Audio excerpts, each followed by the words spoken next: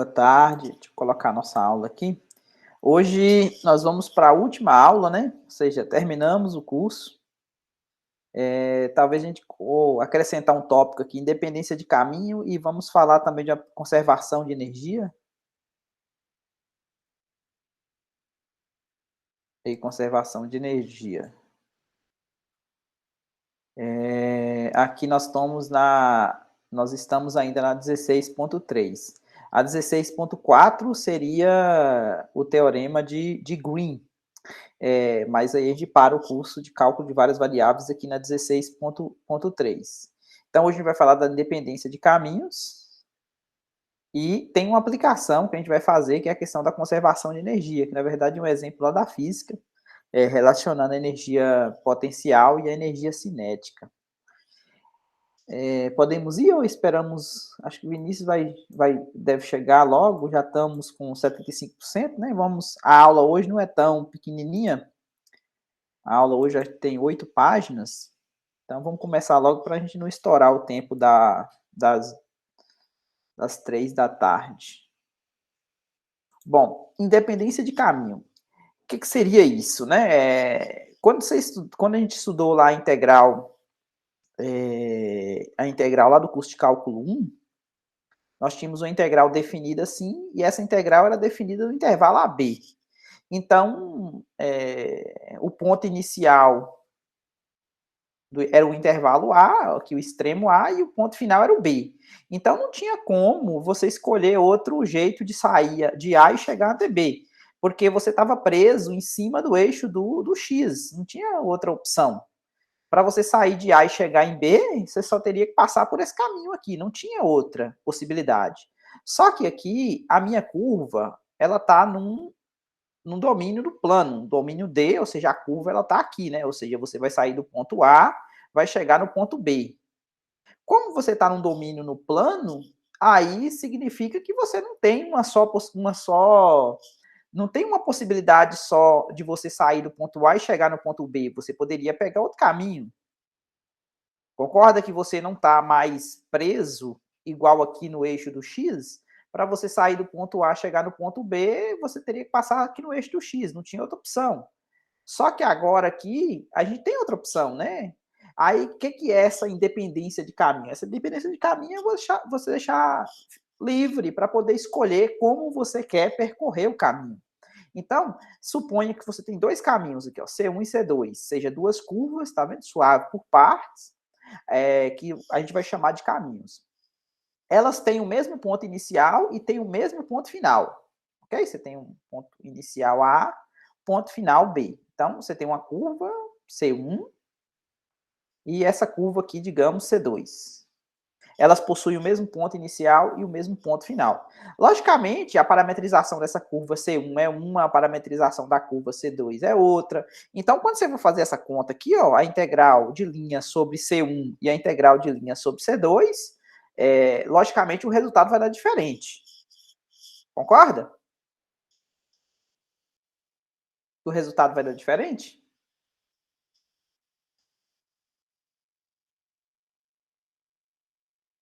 Beleza. Observe que isso aqui é a integral de campo vetorial, tá vendo? Quem tá aqui é um campo, tá vendo? Quando coloco o SF grande aqui, eu estou falando integral de linha de campo vetorial. Mas o que a gente viu no teorema anterior, se esse campo vetorial ele for conservativo, ou seja, se ele for dado usando o gradiente de uma função potencial, o teorema da aula passada, do finalzinho da aula passada, da aula de segunda, vocês lembram que só dependia do ponto inicial e do ponto final, não era isso? Não necessariamente como que você saía daqui e chegava até aqui, não era? Só dependia o valor da função no ponto, nesse ponto e nesse ponto, não era isso? Só dependia do ponto inicial e do ponto final, não foi?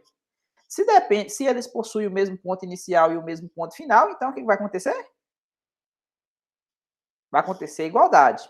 Então, sempre que, logicamente, essa função gradiente ela for contínua. Em outras palavras, a integral de linha de um campo vetorial conservativo, ele depende somente das extremidades, ou seja, ele não depende de como você vai sair do ponto A e chegar no ponto B. Ou seja, a curva, o caminho que você vai percorrer, ele não importa. Ficou claro? Nem sempre isso é verdade, para um campo qualquer, né? um campo F qualquer. Agora, se esse campo ele for conservativo, aí sim. Se ele for conservativo, você pode escrever ele como sendo o gradiente da função potencial, e a gente viu que para esse tipo de campo, Vinícius chegando, para esse tipo de campo, o que a gente tem é que só depende, a integral de linha só depende do valor inicial e do valor final. Beleza? Boa tarde, Vinícius, chegando agora. Tá tranquilo essa primeira parte da independência de caminhos? Tranquilo. Beleza. Garrou, né? Aqui, o que a observação 7.17 está falando? Em geral, se F for um campo vetorial contínuo com domínio D, dizemos que a integral de linha F, tá vendo? Aqui é o campo, né? FDR. Ela é independente de caminho se essa integral aqui ela for igual, tá vendo? Independente para quaisquer caminhos C1, C2, em D, que tenha que tem os mesmos pontos iniciais e o mesmo ponto final. Então, nós podemos dizer que as integrais de linha de campos vetoriais conservativos, que é o caso, ou seja, esse camarada aqui pode ser escrito como gradiente, e a gente viu que nesse caso aqui só vai depender do ponto final e do ponto final.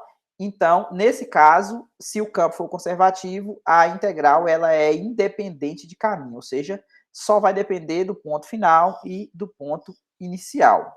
Ficou claro esse caso do campo ser conservativo e ser independente de caminho ao mesmo tempo?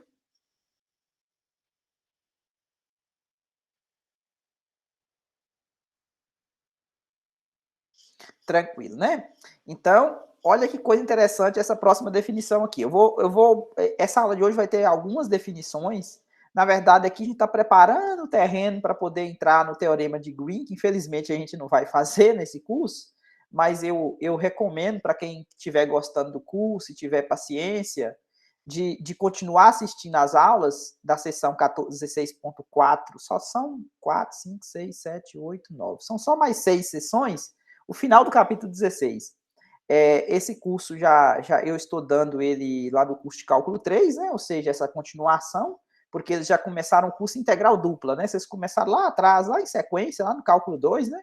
Por isso que vocês param antes do cálculo 3 mesmo. Então, essa aula aqui, ela está preparando o terreno, na verdade, para a gente adentrar 16.4. Então, vai ter algumas definições na aula de hoje. Então, uma curva é denominada fechada, ou seja, é um conceito bastante simples, né? Ela é fechada se seu ponto inicial é igual ao ponto final, ou seja, você vai fechar, né? O ponto inicial é esse. Aí o ponto final tem que coincidir, ou seja, você foi, né? Para você fechar, você tem que voltar ao ponto inicial, tem que ser igual o ponto final. Então, ou seja, o R de B igual ao R de A. Então, isso aqui é uma curva fechada. Bem simples o conceito mesmo. Bom, o que mais? Aí você pergunta, por que você vai definir curva fechada? Porque isso aqui está, por mais simples que pareça, mas está inteiramente ligado com a questão da independência de caminhos. Por quê? Porque se se essa integral aqui ela for independente do caminho, tá vendo? Se ela for independente de caminho, então tanto faz se você vai sair do ponto A e vai chegar no ponto B, por exemplo. Então, tanto faz você ir para o C2 ou para o C1. Né? Aqui nesse caso aqui, a curva C2, a gente vai ver a questão da orientação aqui. Então, se essa integral aqui é independente de caminho, num domínio C, né? E C é uma curva fechada, imagina que aqui essa curva C é a curva fechada em D, então nós podemos escolher dois pontos quaisquer, A e B, tá vendo? Escolher o ponto A e o ponto B, de forma que ele seja diferente um do outro, e olhar como C, como sendo o caminho C como composta do caminho C1 de A até B, tá vendo? C1 de A até B, ou seja, nesse sentido aqui, ó, de A até B, seguido do caminho C2, ou seja, o C2 aqui é de B até A. Tá vendo a setinha aqui nesse sentido? Então é uma curva fechada, não é? Ou seja, se você sai de A, chega em B, depois pega em B, chega em A, então realmente é uma curva fechada. Então C vai ser C1 união com C2. Aí como é que fica a integral sobre a curva fechada? Porque agora meu caminho está sendo fechado, porque esse C aqui é fechado. É uma curva fechada, não é? É fechada, porque você saiu do A, chegou no B, depois pegou do B, chegou no A. Então, o C é fechado. Então, a integral sobre essa curva fechada, quem que é? É a integral, você pode somar, né, esse pedaço daqui até aqui, que é sobre C1, mais o outro pedaço, né, de B até chegar no A, que é o C2. Bom, aqui temos uma propriedade. O que acontece? Aqui, essa integral aqui, ó, eu troquei ela por essa aqui, ó. Por que eu posso fazer isso? Porque, na verdade, aqui, ó, eu inverti a orientação, ou seja, o C2, ó, o C2, qual que é a orientação dela? É de B até A. Então, o que é menos C2? Menos C2 é inverter a orientação. Então, vai ser de A até... Ou seja, o C2, vou colocar aqui em azul, ó, colocar em azul, menos C2 está indo de A até B também, ou seja, está indo do A até o B, voltando aqui, né? Então, por isso que eu coloquei esse sinal de menos aqui e esse sinal de menos aqui, ó. Só que, o que acontece? Essa integral aqui, ó, elas possuem o mesmo ponto, ó. A integral de C1 está indo de A até B, não é? Menos C2 também está indo de A até B. Menos C2 também vai de A até B. Aí você está subtraindo uma da outra. Então, o resultado dá o quê? Dá zero, concorda? Porque ó, o C1 está indo de A até B, o menos C2 também está indo de A até B. Ó. Esse aqui está indo de A até B, e o C1 também vai de A até B. E aí você está subtraindo uma integral da outra.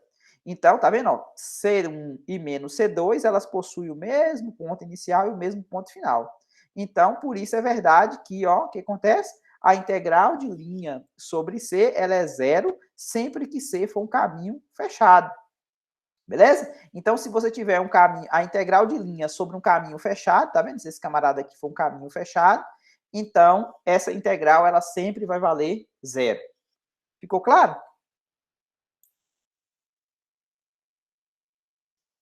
Beleza.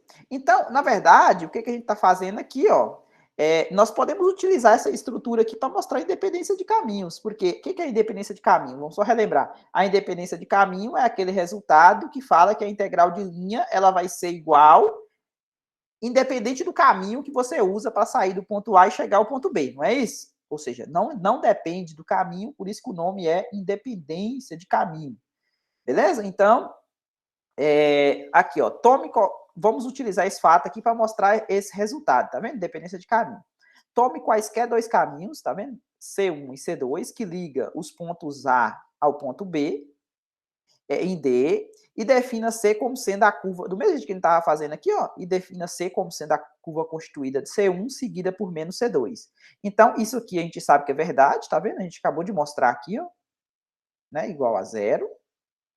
Só que essa integral aqui é a soma da integral de f sobre C1 mais menos C2, ou seja, o caminho fechado é o quê? É sair de A e chegar no A. Então, você saiu de A, ó, chegou no B.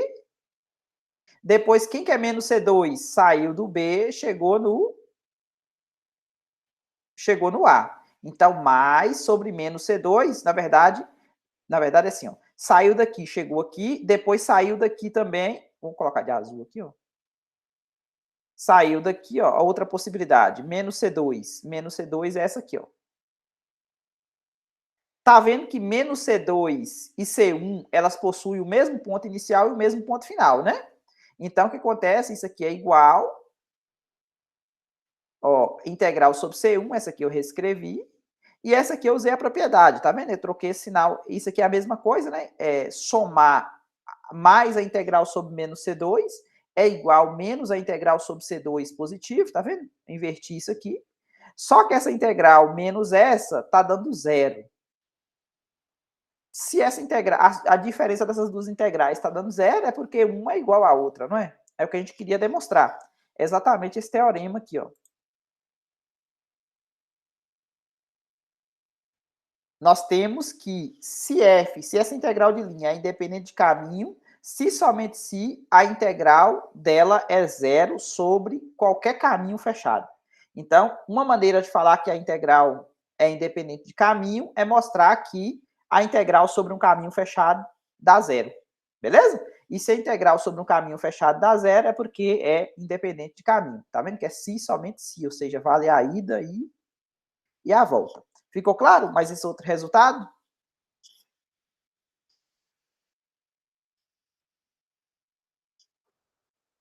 Beleza. A observação que segue aqui, ó, a 7.20, vai falar o seguinte: como sabemos que a integral de linha de qualquer campo vetorial conservativo é independente de caminho, vocês lembram por quê, né? Porque se o campo é conservativo, então significa que ele pode ser escrito como sendo o gradiente da função potencial, e a gente viu o teorema na aula passada que fala que a integral disso aqui, né, era, na verdade, o f de r de b, né, era a integral do assim, né? Era integral de A até B, do gradiente de f de r de t, né?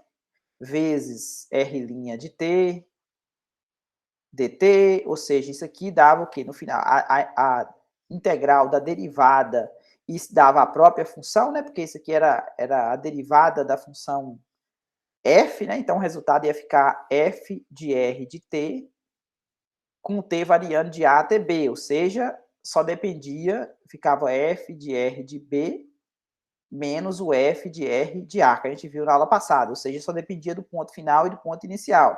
Então, se f é conservativo, independente de caminho, segue que quando você calcular a integral de um campo conservativo, a integral de linha de um campo conservativo, quando o caminho é fechado, então é certeza que o resultado vai dar zero. Beleza? Por quê? Porque de acordo com esse teorema aqui, ó, toda integral que for independente de caminho, ou seja, só depender do ponto final e do ponto inicial, que é o caso quando o campo é conservativo, a integral vai dar zero em qualquer caminho fechado. Beleza? Observação?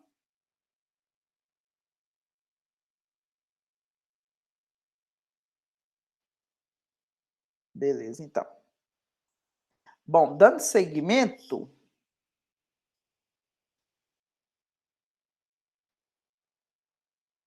bom, a interpretação física é que o trabalho é realizado por um campo. Ó, vocês lembram de um exemplo que a gente fez na aula passada, né? Que deu menos 2/3, né? Que a gente pegava, pegava a metade da circunferência e as linhas do campo estavam contra, né?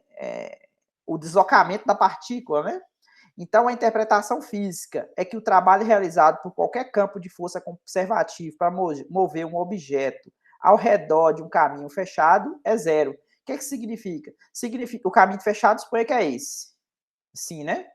Ponto final, ponto inicial, digamos que é aqui.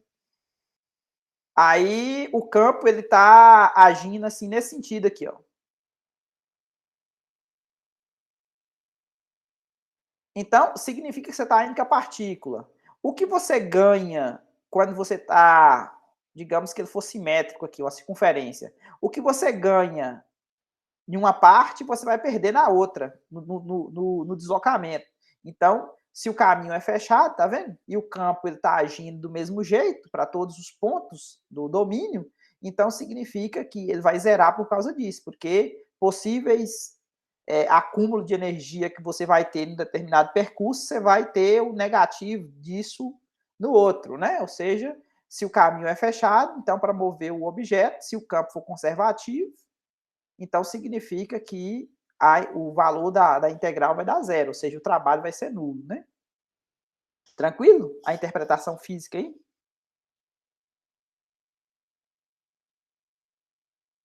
É uma boa pergunta para vocês fazerem para os professores de física, né?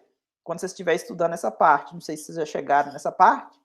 Vocês podem pegar e copiar essa pergunta aqui, ó. E o dia que o professor estiver falando a respeito de trabalho, não, né? O dia que o professor estiver falando de trabalho, vocês falam assim: ô professor, se o campo de força for conservativo e eu estiver movendo uma partícula, lógico que você vai saber da resposta. E fala, e também não vai falar que é eu que sugeri isso, não, né? Senão o professor de física vai ficar com.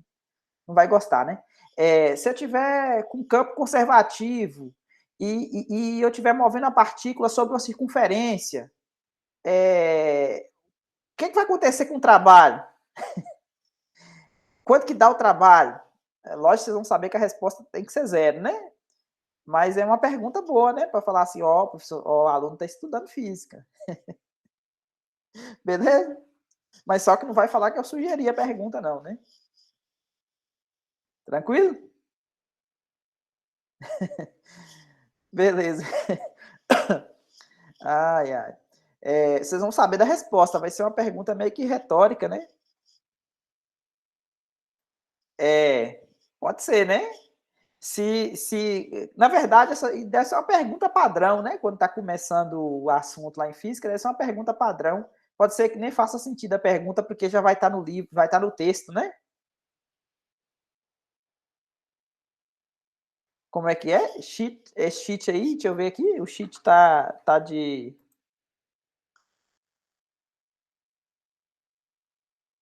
ah, tá, eu sou ruim de meme, viu.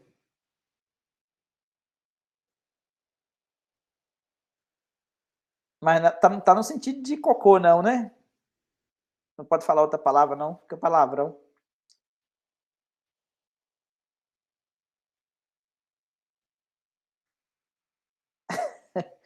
Ai, Jesus, só vocês mesmo, viu.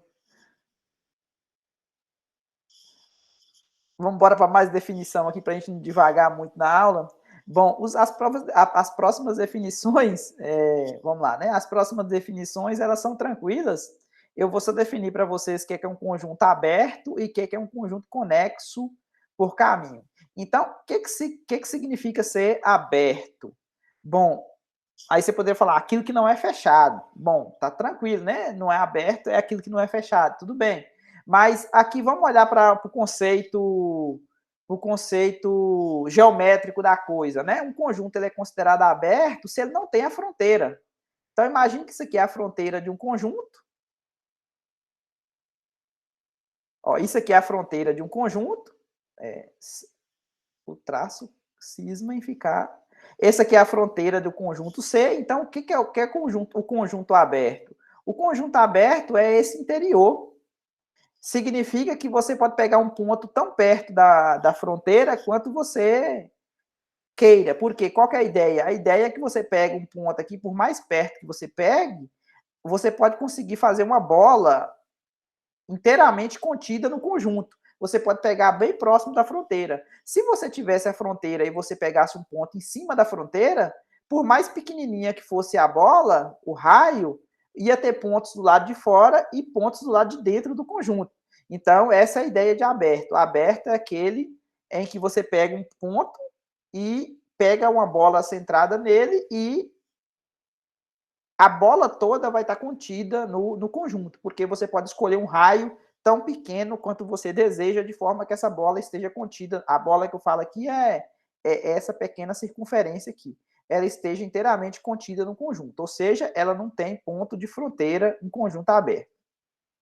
Agora, um conjunto conexo por caminho é quando você pode ligar quaisquer dois pontos. Você tem um conjunto assim, né? D. Você pega dois pontos desse conjunto, independente de onde é que você pega, né? Qualquer lugar. É possível você ligar, é possível você ligar esses dois pontos por um caminho inteiramente contido no conjunto? Então, isso é chamado conexo por caminho. Os conjuntos que não são conexos por caminho são conjuntos formados por dois pedaços, por exemplo. Se eu pego um conjunto como sendo a união desses dois aqui, ó, e eu pego um ponto nesse e um ponto nesse, não tem como eu ligar esses dois pontos por uma poligonal, por um segmento de reta inteiramente contida no conjunto, né? Eu teria que sair essa parte aqui ficaria do lado de fora, né? Não tem jeito. Então isso aqui não seria conexo por caminhos. Por que eu estou definindo esses dois conceitos, né? Porque eu vou querer falar desse teorema aqui mais na frente e eu vou precisar desses dois conceitos. Então, o teorema a seguir, ele diz que os campos vetoriais independentes do caminho, eles são conservativos.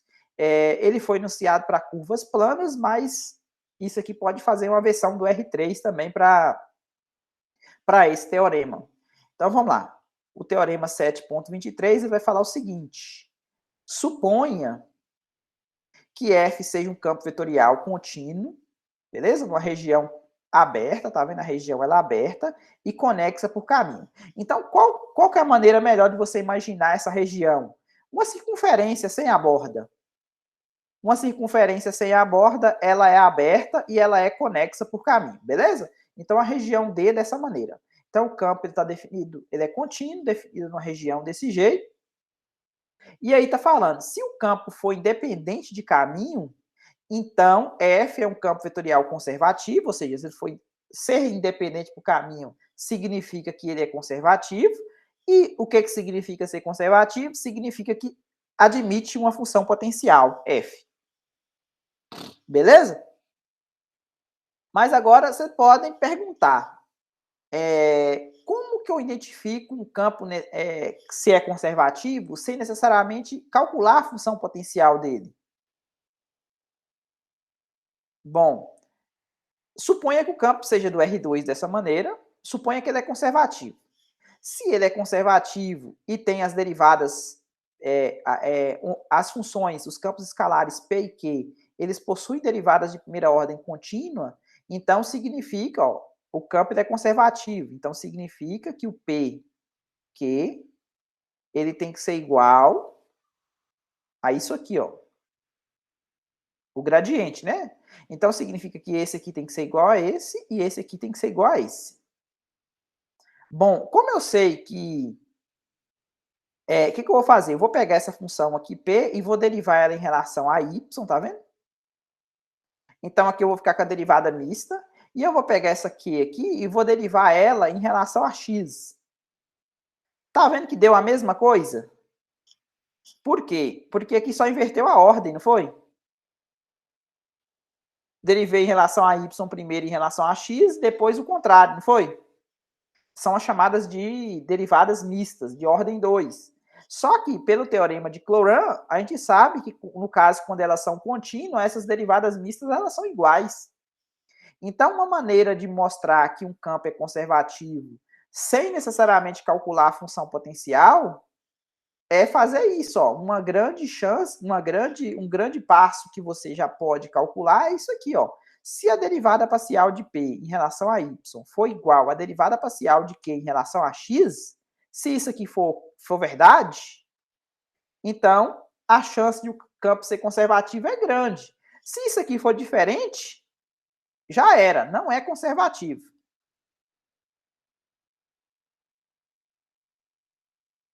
Ficou claro? Se for diferente, não é conservativo. Se for igual, tem chance. Mas aí a pergunta é: se isso aqui for igual, o que eu preciso para poder falar que é conservativo? Aqui, ó. Se F, o teorema fala o seguinte, ó. Se F é um campo no R2, é um campo vetorial conservativo, tá vendo? Eu já admiti que ele é conservativo. Se ele é conservativo, então significa que vale isso aqui, ó. Isso aqui é verdade, porque é conservativo. Bom, ela é conservativa, tem derivadas parciais de primeira ordem contínua no domínio. Então, para todos os pontos, eu tenho que valer essa igualdade, tá vendo? Se ele é conservativo, com certeza isso aqui vale. Agora, o que eu falei para vocês tomar cuidado é com a questão da recíproca do teorema. Só é verdadeira para alguns tipos especiais de região, que denominaremos de simplesmente conexa. Para definirmos isso, nós vamos precisar de outra coisa, chamada curva simples. Por quê? O que eu falei para vocês? Imagine o caso da circunferência. Quaisquer dois pontos, seja ligado aqui por uma poligonal contida. Nesse caso aqui, ela vai ser simplesmente conexa também, a gente vai ver o que significa isso, porque a gente viu que o que é aberto não contém a fronteira. O que é região, qual o termo que a gente usou aqui? De conexo por caminho. O que é conexo por caminho? Quaisquer dois pontos pode ser ligado. Agora, o que significa ser simplesmente conexa? Primeiro a gente vai definir curva simples e depois a gente vai definir simplesmente conexa. Uma curva, ela é simples. O simples aqui a gente vai dividir em duas partes. A gente vai definir o simples em fechado e o simples em aberto. Deixa eu dar um zoom aqui para vocês observarem melhor. Talvez é melhor explicar utilizando esses desenhos aqui, ó. O que significa simples? Significa que não tem autointerseção. O que significa fechada? A gente viu, ponto inicial é igual ao ponto final. O que significa aberta? O ponto inicial não é igual ao ponto final. Ficou claro os quatro conceitos?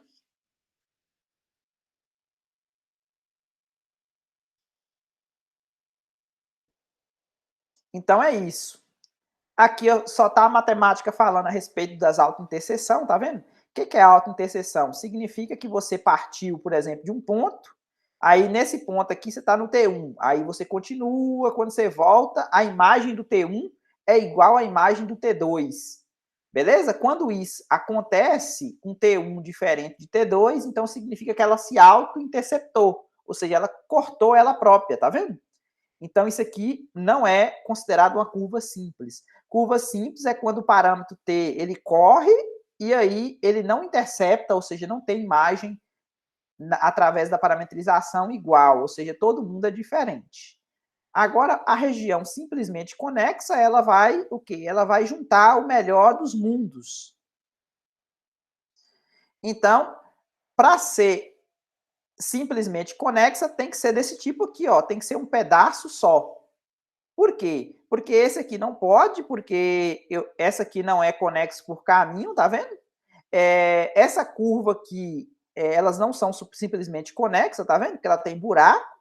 Então, para vocês terem ideia, intuitivamente falando, o que significa uma região simplesmente conexa, é aquela que não tem nenhum buraco, tá vendo?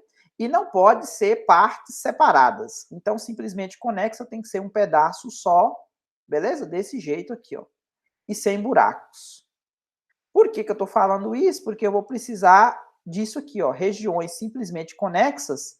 Se o campo ela tiver definido numa região simplesmente conexa, então basta você fazer aquela continha lá, ó, dp dy. Se isso aqui for igual a dq dx, você pode falar, oba, o campo é conservativo, sem necessariamente exibir a função potencial. Não que seja difícil exibir a função potencial. A gente vai fazer um exemplo na aula de hoje de como é que a gente acha essa função f. Lembra que a gente fez um exemplo na aula passada do campo? Nós pegamos o campo o gravitacional, nós pegamos aquela função, eu não lembro de cabeça, mas a f de x, y, z era a função potencial, que era, acho que era m pequeno, m grande, g dividido pela raiz quadrada de x ao quadrado mais y ao quadrado. Lembra da função da aula passada? Aqui, ó. É exatamente essa camaradinha aqui, ó.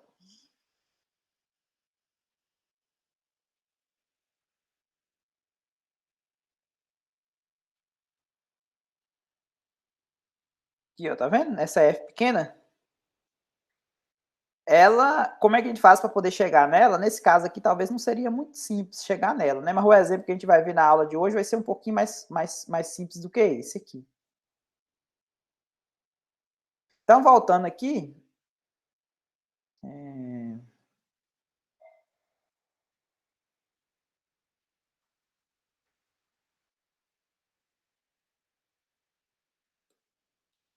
Então, vamos lá. A recíproca do teorema anterior.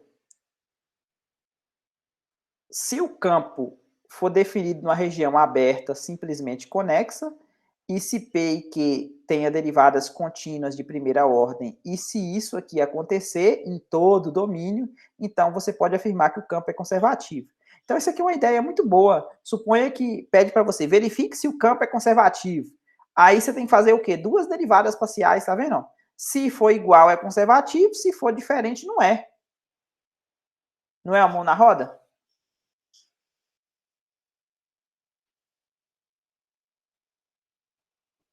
Ou vocês não acham? Até printei aqui. Então, aqui um exemplo para mostrar para vocês como é que a gente faz as funções, como é que acha a função potencial. Eu tenho um campo, tá vendo? Esse aqui é o P, esse aqui é o Q. Mostre que F é conservativo. Então, que conta que eu tenho que fazer? Eu tenho que calcular essa conta aqui, ó. Bom, depois que eu fiz essa conta, encontre uma função potencial de forma que, ou seja, o P seja exatamente a derivada parcial de f em relação a x e o q seja a derivada parcial de f em relação a y.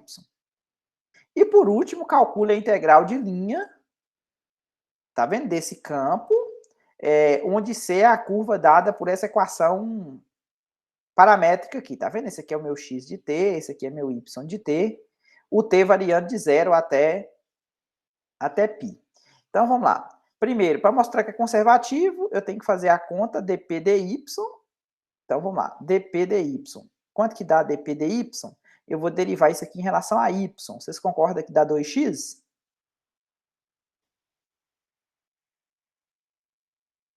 Derivada disso aqui em relação a y.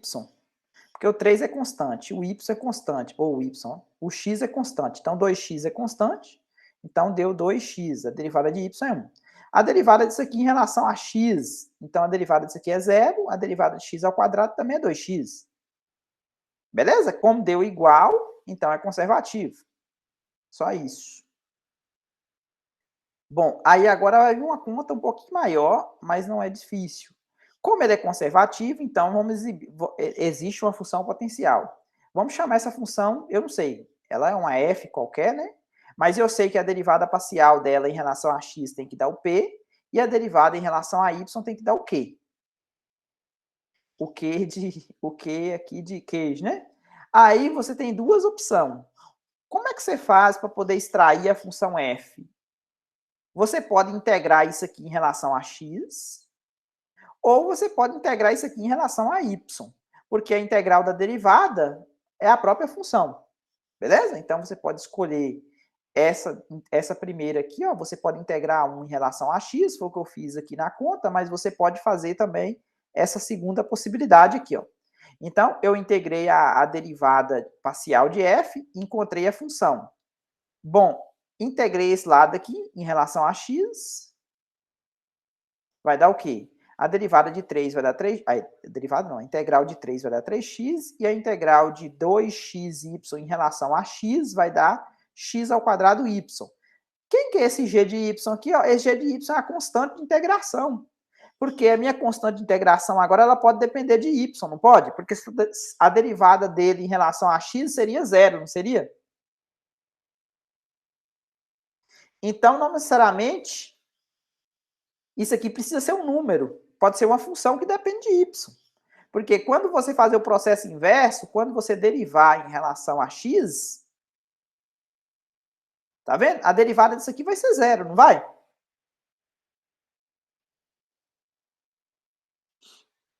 Sim ou não, gente?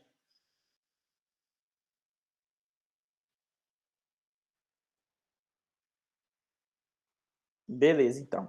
Então, a constante de integração... Da mesma forma, se você tivesse escolhido essa parte aqui, ó, a constante de integração poderia depender de x, né? Porque quando você derivasse em relação a y, a derivada disso aqui vai ser zero.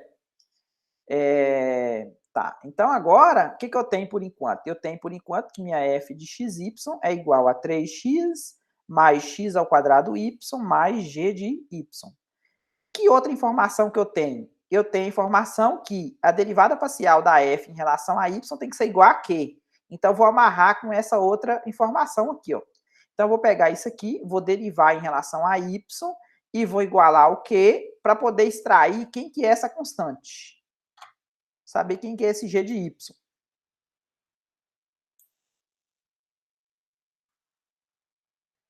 Olha lá, ó. Em seguida, derivamos parcialmente ambos os lados em relação a y e igualamos a 2. A 2 aqui é o q da história, né? Derivei a derivada aqui, ó. A derivada em relação a y, isso aqui é zero. A derivada em relação a y dá x ao quadrado e aqui dá g' de y. Então, x ao quadrado, g' igualei ao q, né? Esse aqui cortou com esse, então cheguei à informação que o meu g' tem que ser igual a menos 3y ao quadrado. Ou seja, o meu g de y, basta agora integrar aqui em relação a y. Ou seja, quem que vai ser o meu g'? O g de y vai ser menos y ao cubo mais k. Agora, esse k aqui é constante mesmo, beleza? Porque aqui eu estou com a integral lá do curso de cálculo 1. Logo, a função potencial pedida, quem que é? É o 3x que eu tinha aqui, né? Ou seja, 3x mais x ao quadrado y,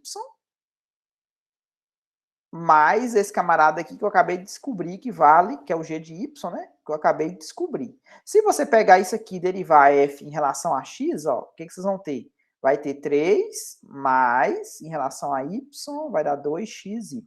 Se você pegar f e derivar em relação a y, vai dar quem? X ao quadrado menos 3y ao quadrado. Tá vendo que esse aqui é exatamente o p e esse aqui é exatamente o q do campo. Tranquilo? Então, descobrimos quem é a minha função potencial. De forma que o gradiente dela dá exatamente a f. Tranquilo? Beleza. Agora só falta a gente calcular a integral de linha, né? Bom, aqui o grande uso do teorema, né, do fato de a gente saber que o campo é conservativo. Porque quando o campo é conservativo, vocês lembram do teorema da aula passada que só depende do valor final e do valor inicial. Não é isso? Ou seja, eu tenho de 0 a π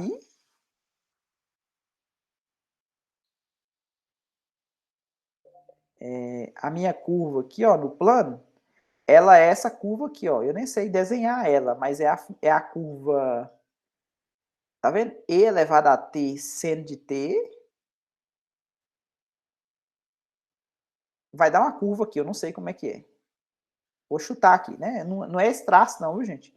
Vai dar essa curva aqui. Esse camarada aqui vai ser o R de 0. E esse camarada aqui vai ser o R de π, que é o ponto final. Aí o que acontece? As coordenadas desse ponto aqui, ó. Esse ponto aqui, ó, vai ser o quê? Vai ser o x de t. E esse aqui vai ser o y de t. O x de t é aquela expressão lá. E elevado a menos t. Não, e elevado a t seno de t. E elevado a t positivo, né?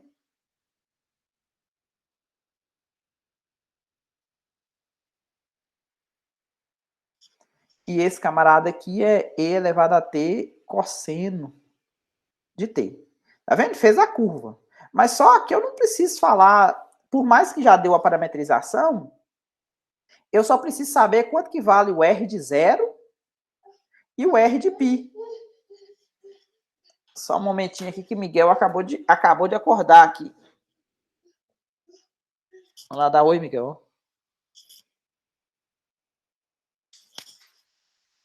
Espera aí um momento. É de babá hoje. Só um momentinho, levar ele aqui. O quê? Não quer não? É porque esse aqui, quando ele tá no. Quando ele fica aqui no escritório, aí geralmente ele fica assistindo ali na Alexa. Aí eu tô falando que eu vou levar ele, já tá achando ruim aqui. Vamos?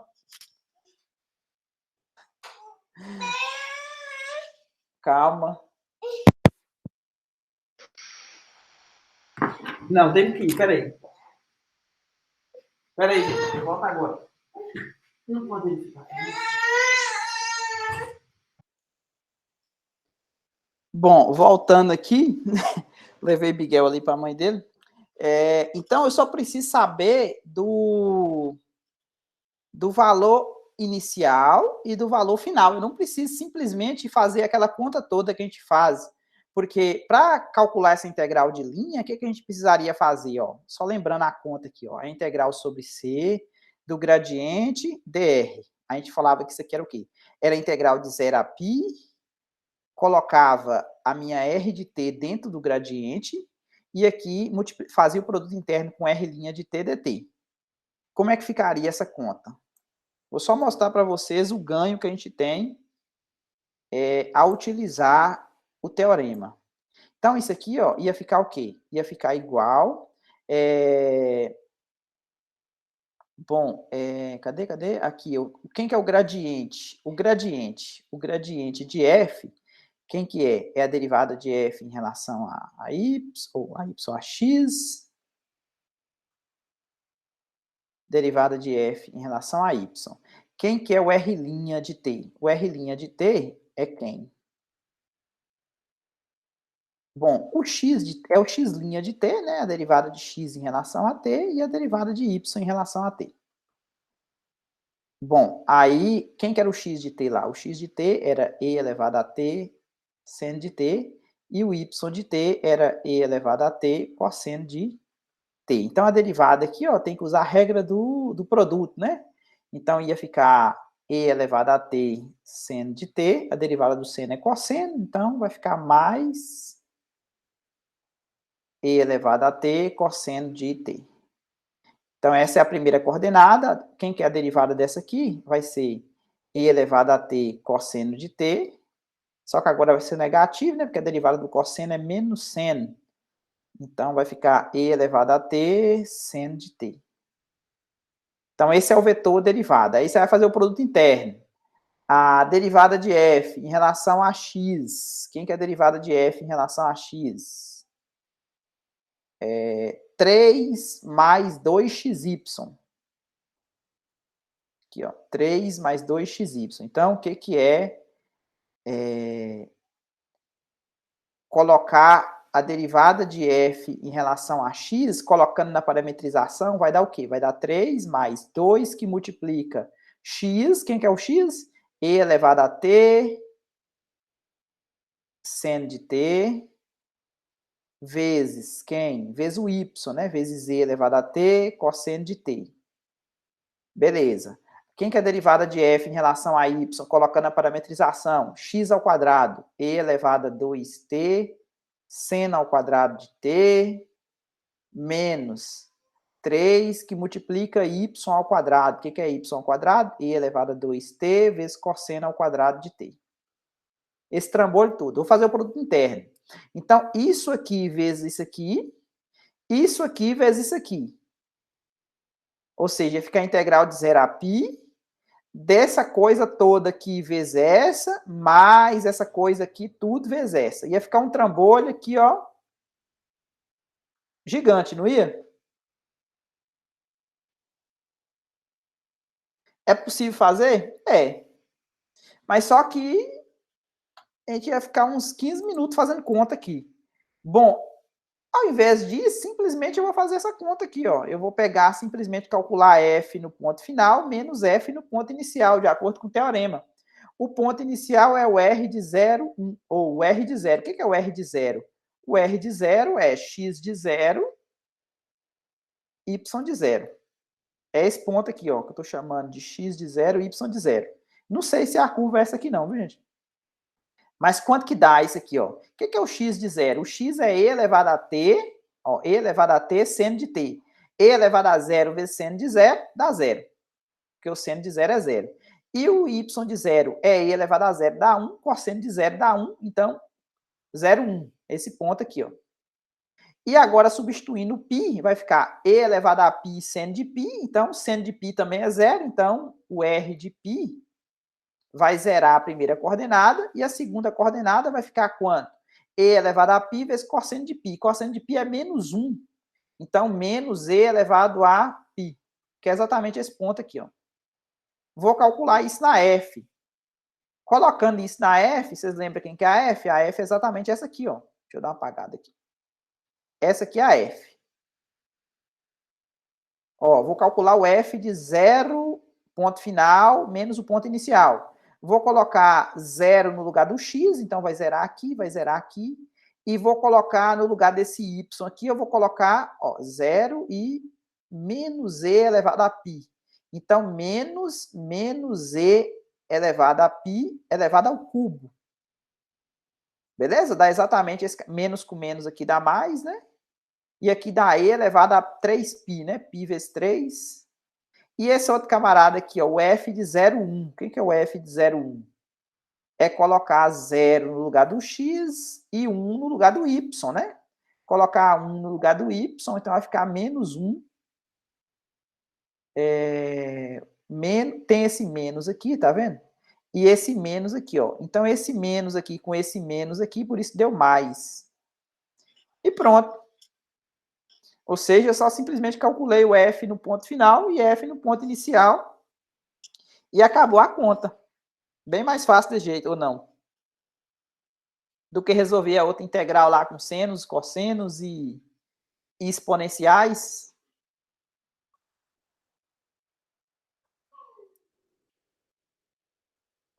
Bem melhor, né? E agora, para realmente terminar o curso, a gente vai falar a respeito de conservação de energia. Parece e é, né? Tipo assim, é mais fácil porque aqui eu só precisei calcular o quê? A imagem do ponto e calcular na função, né? Ou seja, não fiz grandes coisas, né? Usei só a teoria aqui, usei o fato do campo ser conservativo. A integral de um campo conservativo só depende, é independente de caminhos, ou seja, só depende do ponto final e do ponto inicial. E pronto. Se o ponto inicial fosse igual ao ponto final, aqui seria 0 a resposta, né? mas não é o caso, né? Essa aqui é uma curva aberta. Eu não sei como é que seria ela, né? Mas só por curiosidade, como é que seria essa curva? Vocês têm tempo aí? Tá faltando poucos minutos. Beleza, vamos só dar uma olhadinha nessa curva aqui, que eu fiquei curioso saber como é que é o formato dela. Ela é uma curva no plano, então acho que aqui vai dar. Curva. Então, eu tenho expressão, expressão. Essa primeira aqui, tá vendo? Ela no plano, ela não é no espaço. A primeira expressão é E elevado a T vezes seno vezes seno de T. A segunda expressão é E elevado a T vezes cosseno de T. A variável é T e ela vai de 0 até I. Errei feio, hein, na curva. Olha, deu a metade do coração, hein? Interessante. Como é que poderia fechar esse negócio aqui para fazer o coração, será? Poderia pensar aqui de como é que seria. Esse aqui é o ponto inicial. Esse aqui é o ponto inicial, esse aqui é o ponto final, tá vendo? A curva. Dado por isso aqui, ó. Se eu... Vamos fazer um pouquinho mais aqui, ó. Vamos pegar 2π para ver o que dá.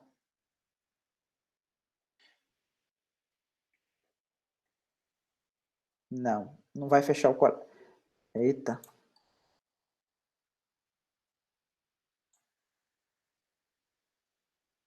Acho que isso tem cara que vai fazer uma espiral, tá vendo? Ela fechou lá em cima, tá vendo? Aí, se você for aumentar o valor de t, possivelmente ela vai embora para mais infinita aqui, né? Teria que ver uma maneira de poder mexer para poder fechar aqui. Vou deixar no pi mesmo. Só esse pedacinho aqui. Opa.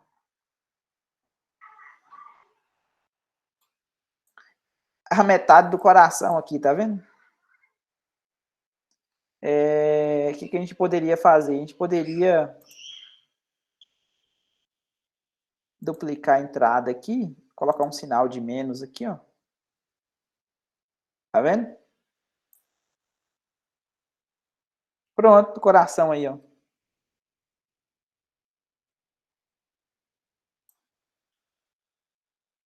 Mais ou menos um coração, né? Mas tá bom. O coração tá meio errado?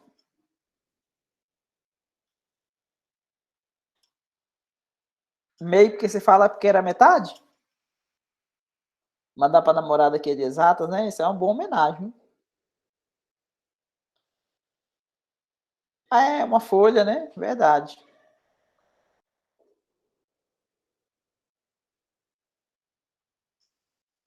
Não sei porque que eu pensei em coração, mas acho que a folha faz mais sentido, viu? Manda para uma bióloga, então se a namorada for bióloga, acho que ela vai gostar também. Beleza. Voltando aqui, vamos falar da conservação de lembrança da folha aí, então manda para quem faz biologia, sei lá, engenharia agrônoma, balacubá. Bom, né? Bom, voltando aqui para terminar o capítulo e para terminar o curso mesmo, né? Nós vamos falar um pouquinho a respeito de conservação de energia. Então, vamos aplicar a ideia vista. Acabou já. Acabou a última aula, é a de hoje, a 26, aí só temos a prova na semana que vem e acabou. Setembro, possivelmente, eu vou continuar online, né? Não sei se... Possivelmente as disciplinas que vocês vão fazer, a maioria também vai ser ofertada EAD ainda, né? Não vai ter... Por mais que está tendo conversas de voltar presencialmente,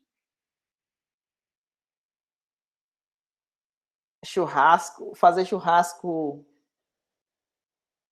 via Google Meet?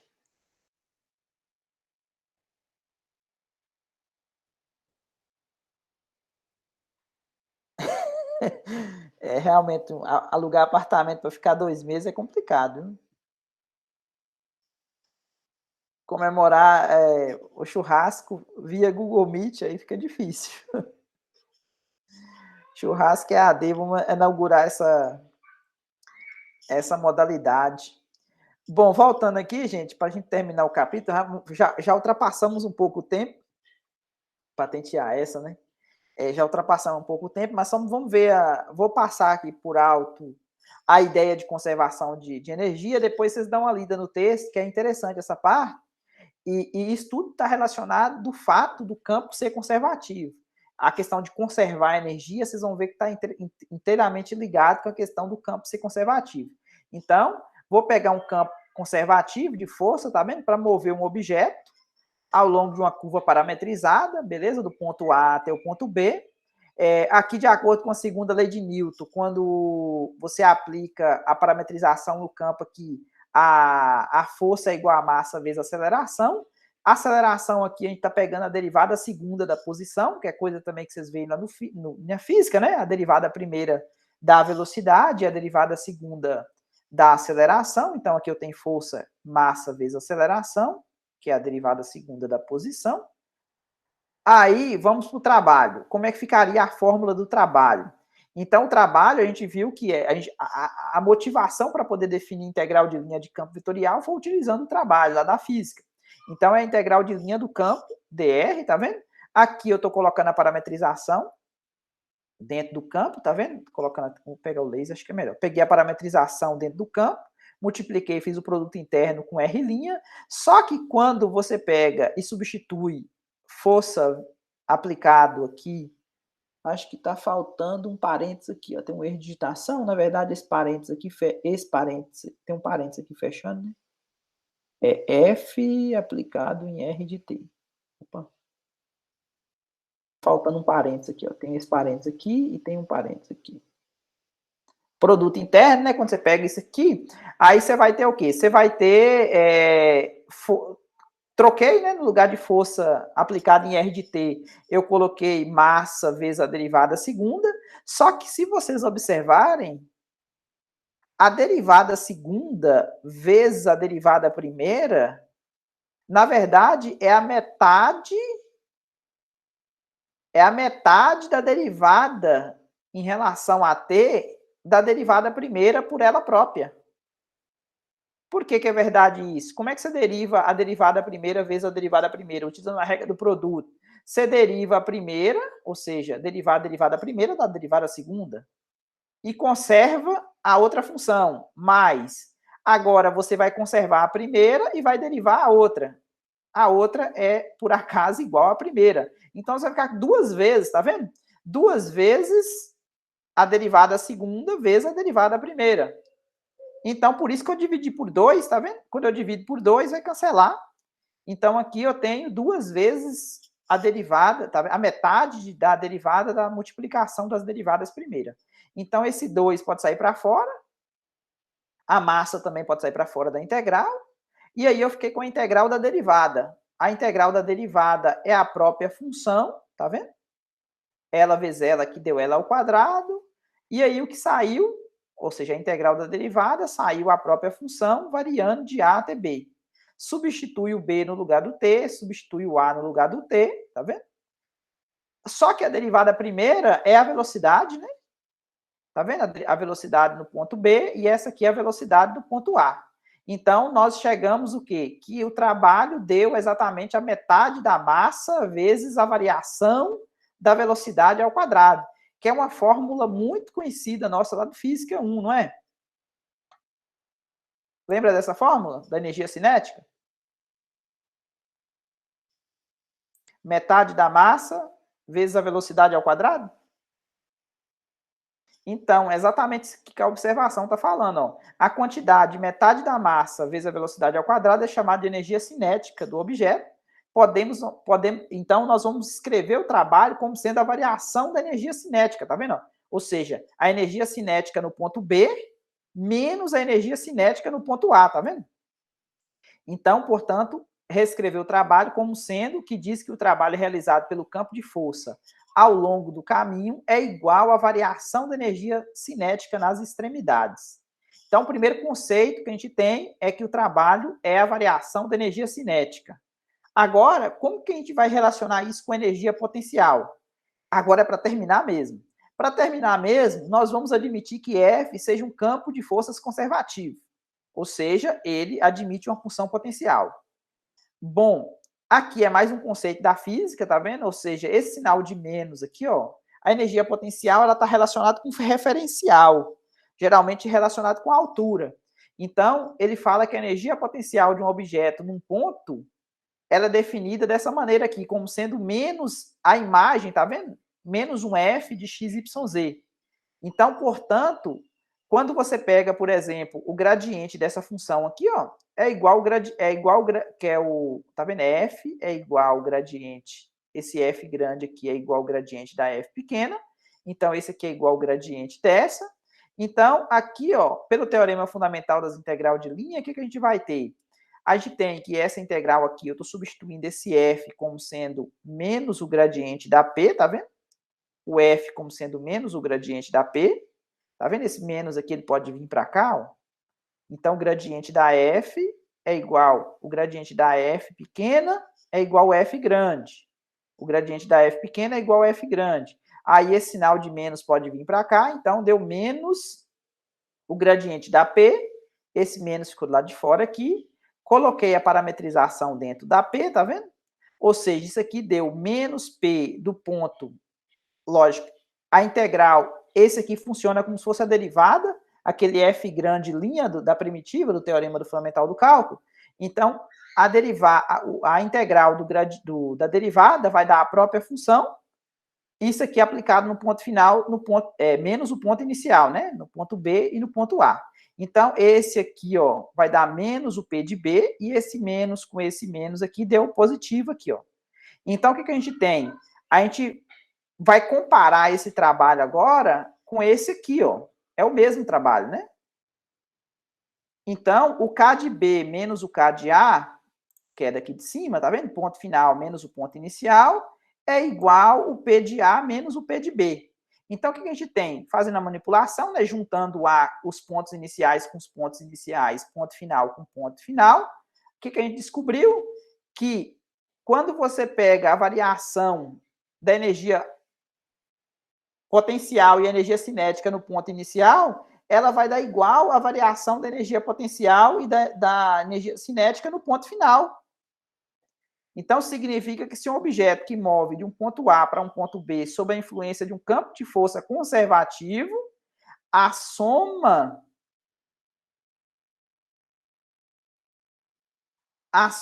da sua energia potencial e energia cinética, elas permanecem alteradas. Então, por isso que dá o nome de lei de conservação de energia. E a razão por qual o campo é determinado conservativo, ou seja, está conservando alguma coisa, tá vendo? Ou seja, porque a energia cinética com potencial inicial é igual à energia cinética com a potencial também lá no ponto final. Então, ela está conservando energia. Então, eu acho que dá o nome de energia mecânica, se não me engano, a soma da potencial com a cinética. Faz tempo que eu vi física, mas acho que era o nome que dava para esse tipo de energia, que é sempre conservada. É a lei da conservação de energia e é por isso que eu estou pegando o campo conservativo para poder fazer esse conceito. E com isso, a gente termina o curso. Eu coloquei uma frase aqui de incentivo aqui para vocês, né? Porque o objetivo é que vocês tenham feito os exercícios das listas, né? E aprendido os conceitos, porque o que importa é isso, no final de tudo, né? Dúvidas da aula de hoje?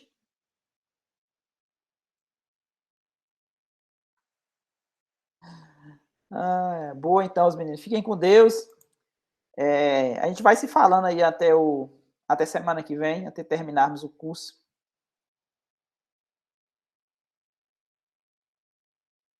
Sério? 333? Retada.